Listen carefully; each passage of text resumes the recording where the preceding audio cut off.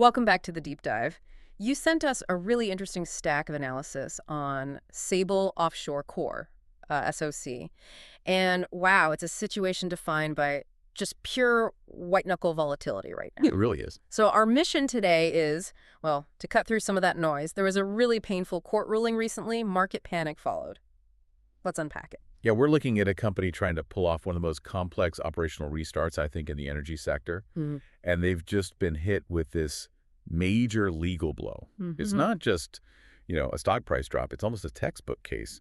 You've got legal, regulatory, financial pressures all crashing together, creates this massive, unstable event. Exactly. So let's set the scene, the core conflict here. SOC was going after, over $347 million in damages? That's right, from the California Coastal Commission, the CCC. Alleging interference during some crucial pipeline repairs. But the recent ruling denied those claims, flat out. Completely denied. Management immediately said, we're appealing, but, the initial shock, it's basically set a timer ticking on the company's financial future. Right, that timer, that feels like the heart of the problem, which is why we need to look at what we're calling the trillemma facing SOC. Exactly. These three fundamental forces sort of pulling the company in different, pretty dramatic directions. Okay. So first, you've got the immediate legal and regulatory headwinds, that loss in court, the difficulty operating in California generally. Right. Second, though, there is this massive operational upside.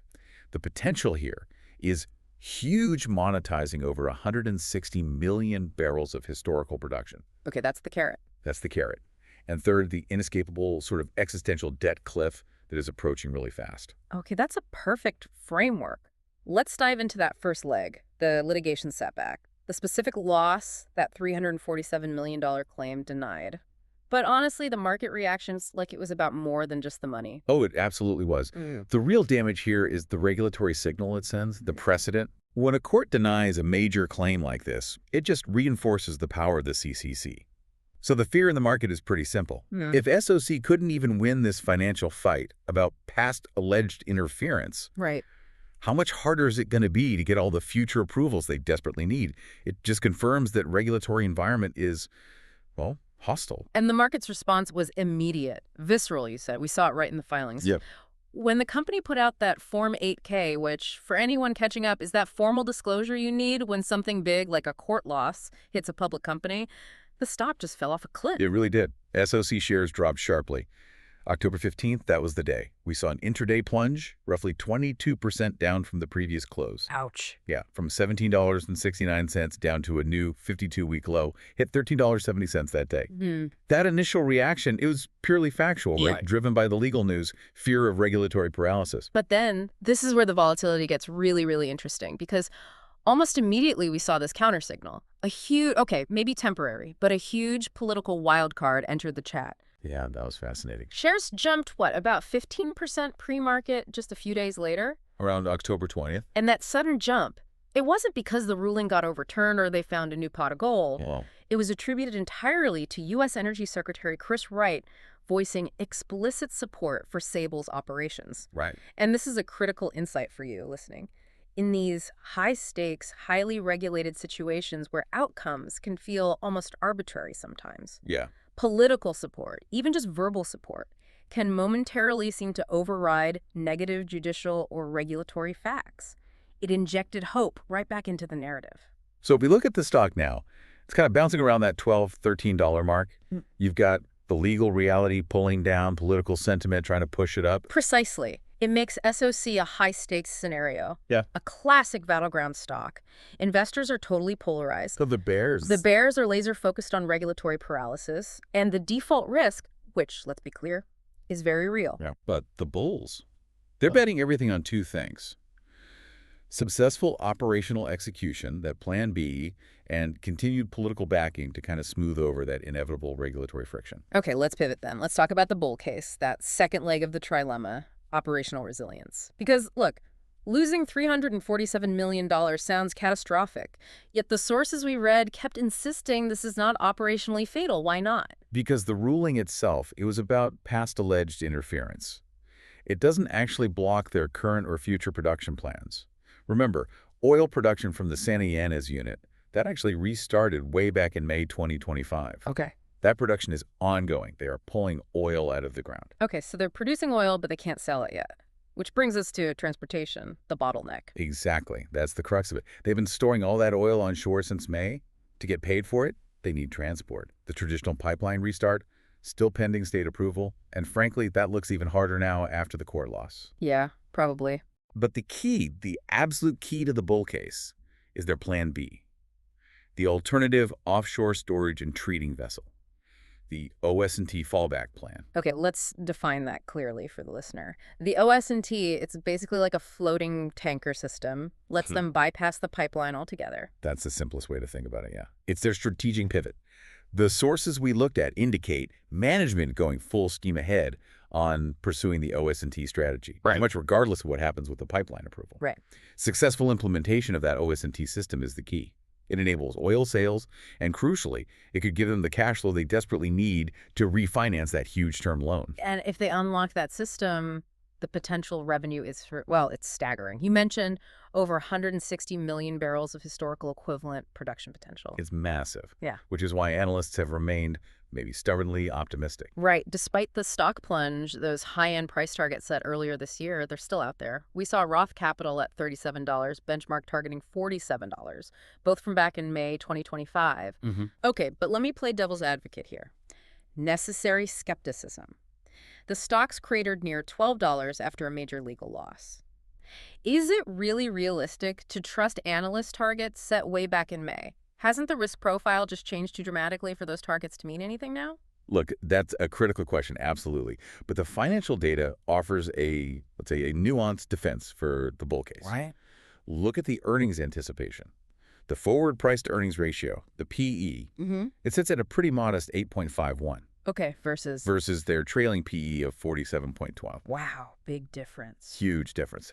That gap is basically screaming that the market anticipates a massive radical shift in earnings growth once oil sales actually resume, presumably via the OS&T. It suggests the valuation is maybe tied less to the current struggle and more to an assumption that they will execute the monetization plan somehow. Okay, that makes the operational side look pretty tantalizing. Yeah. But this brings us squarely, maybe uncomfortably, to the third leg, the most dangerous leg of this trilemma, the existential financial cliff. All that upside potential is totally meaningless if they can't survive the next, 3 months? This is the real danger zone. It's a race against the calendar that literally determines whether SOC exists as a public company in 2026. That impressive long-term potential is severely constrained by extreme, harsh, near-term debt deadlines, just a relentless cash burn. How bad is the burn rate now, given they aren't generating real revenue yet? They're bleeding cash.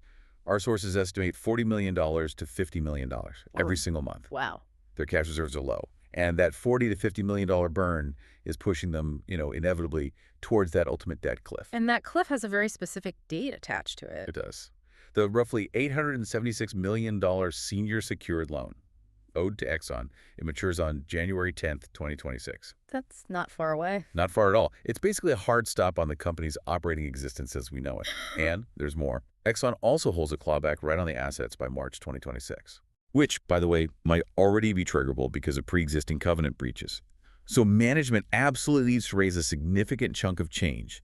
Estimates are around $300 million just to bridge this gap and stabilize the finances. Which puts management in just an impossible position, doesn't it? Lay out the choices they face, that trilemma of choices to raise that $300 million, because frankly, none of them sound good for current shareholders. No, there are really three equally painful options. Option one, a highly dilutive common stock offering. I mean, to raise $300 million at these depressed prices, you're talking 25% dilution, maybe even more. Crushing for existing holders. Immediately crushes value. Option two, a preferred equity placement.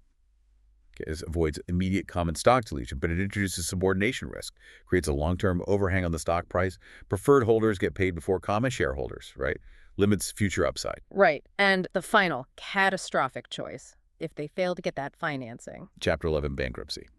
And in that scenario, let's be blunt, the common shares would almost certainly be wiped out entirely, gone. So that's the fundamental tension we keep coming back to. This vast operational upside, 160 million barrels potential, staring down a very real, very close, very expensive deadline on January 10th. Exactly. The success of the appeal, the implementation of OS&T, None of it matters if they can't pay Exxon. Okay, given that immense pressure, we absolutely have to look at insider sentiment. Did anyone, with deep knowledge actually step up and buy shares after the stock tanked on the court news? This is maybe the single most encouraging signal, kind of buried in the filings. Immediately after the stock dipped, we saw significant insider activity. Let's get specific. On October 15th, the exact day the 8K dropped the bad news, the 10% owner, Pilgrim Global Advisors. Wow. They bought shares. They did. Nearly $15 million worth. $14.78 million, to be exact. Wow. At what price? They bought at weighted averages of $14.74 and $15.44, so well above that intraday low of $13.70. This wasn't just some passive nibbling. It felt like a strong vote of confidence, delivered exactly when fear was peaking. That's interesting. And what's fascinating is Pilgrim's existing portfolio, right? If they're buying, why are they specifically confident? What's their angle? Well, they hold investments in companies like Navios Maritime Partners, companies involved in tankers. The OS&T connection. That's the key connection, exactly. This suggests Pilgrim's confidence isn't necessarily in a successful appeal or even the pipeline getting approved. Their money seems strategically tied to the operational viability of the OS&T strategy, that floating tanker solution. They seem to see the operational path forward, even if the judicial path is blocked for now.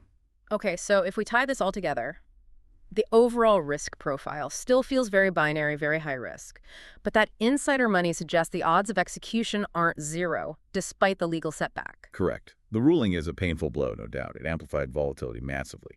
But it doesn't appear to be a fatal operational blow. For you, the listener, value realization here hinges entirely on successful execution of the OS&T plan, getting the necessary state approvals for that plan, and, most urgently, successfully refinancing that loan. And the political wildcard. You absolutely cannot discount the political wildcard. That support from the U.S. Energy Secretary. It's a powerful counterforce to regulatory inertia. It matters. So, for listeners trying to track this, what's the actionable monitoring advice as we head towards the end of the year and into early 2026? You need to watch two things above all else. First, any announcements about financing or refinancing efforts. Any clarity on how they plan to bridge that $300 million gap is paramount, number one. Okay. Second, watch for specific regulatory progress, or lack thereof, on the OS&T plan itself. If they secure the financing, great. But if the OS&T gets delayed, the clock just starts ticking again. That January 10th, 2026 maturity date for the Exxon loan, that is everything. Right. So bringing it all together then, the core challenge for Sable Offshore Corp, it's bridging this a massive gap, isn't it? Between significant potential revenue, 160 million barrels, those analyst targets way up in the 30s, $40, and the severe near-term reality. Cash burn of $40–50 million a month, leading up to that $876 million debt bomb due January 10th, 2026. It really is the ultimate test. Can operational potential actually outrun these crushing financial constraints? Which leaves us with a really interesting question for you to think about.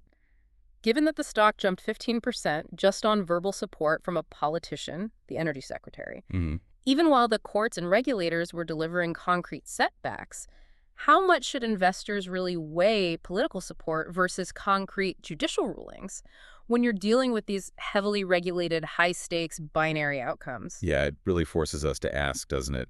Is hope, when it's backed by political power, actually a better indicator than written law when time's running out? Someone to definitely mull over. We'll see you next time on The Deep Dive.